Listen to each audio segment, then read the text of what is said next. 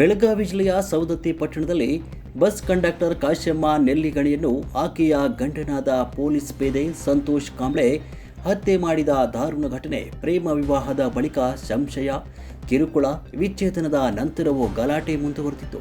October 13ರಂದು ಕತ್ತು ಕೊಯ್ದು ಕೊಲೆ ಮಾಡಲಾಗಿತ್ತು. ಹಂತಕ ಸಂತೋಷ್ ಪರಾರಿಯಾಗಿದ್ದು ಪೊಲೀಸರು ಶೋಧ ಆರಂಭಿಸಿದ್ದಾರೆ. ಬೈಲಹೊಂಗಲ ತಾಲೂಕಿನ ಬೆಳವಡಿ ಗ್ರಾಮದ ಕಾಶವ್ವ ಮತ್ತು ಸಂತೋಷ್ 2013ರಲ್ಲಿ ವಿವಾಹವಾಗಿದ್ದರು. ಕಾಶವ್ವ ಅವರು ನಿಪ್ಪಾಣಿಯಿಂದ ಸವದತ್ತಿ ಡಿಪೋಗೆ ವರ್ಗಾವಣೆ ಪಡೆದುಕೊಂಡಿದ್ರು. ಸವದತ್ತಿಯ ರಾಮಾಪುರ ಬಡಾವಣೆ ಮನೆಯಲ್ಲಿ ವಾಸವಾಗಿದ್ರು. ಪತಿ ಸಂತೋಷ್ನ ವಿರುದ್ಧ ಪೊಲೀಸ್ ಠಾಣೆಯಲ್ಲಿ ದೂರು ಕೂಡ ದಾಖಲಿಸಿದ್ರು. ಹೀಗಾಗಿ ಸಂತೋಷ್ ಅವರನ್ನು ಪೊಲೀಸ್ ಸೇವೆಯಿಂದ ಅಮಾನತು ಮಾಡಲಾಗಿತ್ತು. ಅಕ್ಟೋಬರ್ 13ರಂದು ಸಂತೋಷ್ ಕಾಶವ್ವ ಮನೆಗೆ ಹೋಗಿದ್ದ ವೇಳೆ ಇಬ್ಬರ ನಡುವೆ ಜಗಳವಾಗಿತ್ತು. ಬಳಿಕ ಮಾರಕಾಸ್ತ್ರದಿಂದ ಕಾಶವ್ವಗೆ ಇರಿದು ಕೊಲೆ ಮಾಡಿ ಬೀಗ ಹಾಕಿಕೊಂಡು ಸಂತೋಷ್ ಪರಾರಿಯಾಗಿದ್ದ. 4-5 ದಿನಗಳ ನಂತರ ದುರ್ನಾತ ಬೀರ್ತಾ ಇದ್ದ ಶವ ಪತ್ತೆಯಾಗಿದ್ದು ಕೊಲೆ ಆರೋಪಿ ಸಂತೋಷ್ನನ್ನು ಸವದತ್ತಿ ಠಾಣೆ ಪೊಲೀಸರು ಬಂಧಿಸಿದ್ದಾರೆ. ಯಾವಾಗ ಹೊಡೆದ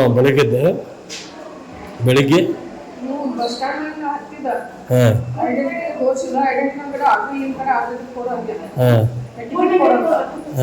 ಕೊಡುವಾಗ ವಿಡಿಯೋ ಮಾಡ್ಕೊಳ್ಳೋದು ಮಾಡ್ಕೊಂಡು ಏನು ಶುರು ಮಾಡತ್ತೀವಿ ಕೊಡೋದು ಸಿಂಗೊಂದು ಬ್ಯಾಗ್ ಹೋದ ಮೊದಲೇ ನೀನು ನನ್ನ ಮನೆಯಿಂದ ಹೊರಗೆ ಹಾಕ್ತಿ ಅಂತ ಕೇಳೋದಿಲ್ಲ. ಟಿಕೆಟ್ ತಗೊಂಡು ಇಟಲ್ಗೆ ಬಂದಿದ್ದೀನಿ ಹೇಳ್ತಿದ್ರೆ ಮೊನ್ನೆ ನನ್ನ 10 ಬಸ್ ನನ್ನ ಬಸ್ ಯಾಕೆ ಬೇಕಾದ 150 ಬಸ್ ನನ್ನ ಬಸ್ ಬೇಕು ಅದ್ರಾಗ ಪಾಲನೆ ನಮ್ಮ ಅರ್ಜಿ ಪ್ಯಾಸೆಂಜರ್ ನಾವಾಗದ್ರಂತೆ ನಾವು ಅವ್ರು ಪ್ರಯಾಣಕ್ಕೆ ಅಡ್ಡಿಪಡಿಸ್ಬಾರಂತೆ ಅವ್ರು ಟಿಕೆಟ್ ಕೊಟ್ಟು ಸುಮ್ಮಾಗಿ ಟಿಕೆಟ್ ತಗೊಂಡ ಸುಮ್ಮಾಗಿ 4 ಕಿಲೋಮೀಟರ್ ಹೊಲಕ್ಕೆ ಹೋಗೋರಾಗನ ನೀವು ನಮ್ಮ ಮೇಲೆ FIR ಮಾಡ್ಸೋದಿದ್ರಿ, ಮಾಡಿಸ್ಲಿಲ್ಲ ನೋಡ್ರಿ ಇವ್ರು ಈಗ ಮಾಡಿಸ್ತಾ ನೋಡ್ರಿ ಅಂತ ಕಸ್ಕೊಂಡು ಹೊಡೆದ ಬಿಡ್ತಾರೆ ತಗೊಂಡ ಹೊಡೆದ ಅದ್ರ ಮಿಷನ್ ಸಿಕ್ಕಿತ್ತು. ಅವ್ರು ಕೆಲವು ವೇಬಿ ಎಲ್ಲ ಹಾಡಿದ ಆ ಮಿಷನ್ ಕಂಟೆಂಟ್ ಬಿದ್ದಿತ್ತದ ಅವು ಅಷ್ಟು ನೋಡಿದನ್ನ ಅದನ್ನ ಪಾಸ್ ಹಾಕೋರಾಗ ಮಷಿನ್ ಪೂರ ಹೊಡೆದ ದೂರ್ ಚಿನ್ ಹೋಗಿ ಮಿಷನ್ ಎಲ್ಲ ಈಗ ರೊಕ್ಕ ಹೊಲ್ತುಂಬ ಹೋಗ್ಬಿಟ್ಟು ಗಟ್ಟು ಅದಕ್ಕೆ ಅಲ್ಲಿ ಹೋಗಿ ಬೇರೆ ಬಸ್ ಇತ್ತು. ಆ ಬಸ್ಸಿಗೆ ವಯರ್ ಕೊಟ್ಟು ವಾಪಸ್ ರಿಟರ್ನ್ ತಗೊಂಡು ಬಂದ. ಈಗ ಎಷ್ಟು ದಿವಸ ಆತ ಬಂದ ನಿಪ್ಪಾಲೆ ಬಿಟ್ಟು ನೀನ್ ರಾತ್ರಿ ಮನೆಗೆ ಬಂದಿದ್ದ? ಮನೆಗೆ ಬಂದಿದ್ದೀನಿ.